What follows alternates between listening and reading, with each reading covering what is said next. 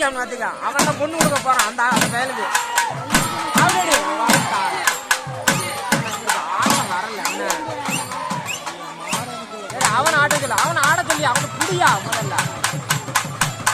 அவரால் முடியலன்னு மாத்திரு. இங்க ஒரு அம்மனுக்குள்ளவே அடிக்காங்க பாரு. இந்த பேருக்கு அடிக்க தெரியல. சாக மாட்டாரே சுட்டு வாங்கலாம். ஒன்றும் விளங்காதானமாக தான் கூப்பிட்டு வரோம்.